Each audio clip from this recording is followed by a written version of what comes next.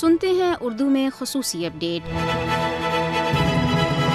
بھارت میں جہاں نریندر مودی کی حکومت مذہبی انتہا پسندی کو فروغ دے رہی ہے، وہیں بھارتی میڈیا خاص طور پر پاکستان کے بارے میں غلط معلومات اور جعلی خبریں پھیلانے میں مصروف ہے۔ جب بھی پاکستان اور کشمیر کی بات آتی ہے تو بھارتی میڈیا اور ٹی وی چینلز ہندوتوا کے نمائندوں کے طور پر کام کرتے نظر آتے ہیں۔ حقیقت یہ ہے کہ بھارت میڈیا سائبر ٹیکنالوجی اور دہشت گردی کو پاکستان اور کشمیریوں کے خلاف بڑے ہائبرڈ ٹولز کے طور پر استعمال کر رہا ہے، جبکہ بھارتی صحافی اور ٹی وی اینکرز وہی کچھ بیان کر رہے ہیں جو بی جے پی حکومت کی سرکاری پالیسی کے مطابق ہے، جس سے ظاہر ہوتا ہے کہ RSS سے منسلک میڈیا ہندوتوا نظریے کو پیش کرنے کے مشن پر ہے۔ EU ڈس انفو لیب پہلے ہی بھارت کا اصل چہرہ اور پاکستان کے لیے اس کی نفرت کو ظاہر کر چکی ہے۔ یورپی یونین کی ڈس انفو لیب نے 65 ممالک میں بھارتی مفادات کے لیے کام کرنے والے 265 مربوط جعلی مقامی میڈیا آؤٹلیٹس کا نیٹ ورک بے نقاب کیا تھا، جن کا مقصد دنیا بھر میں پاکستان کا منفی تاثر پیدا کرنا تھا اور جس میں متعدد مشتبہ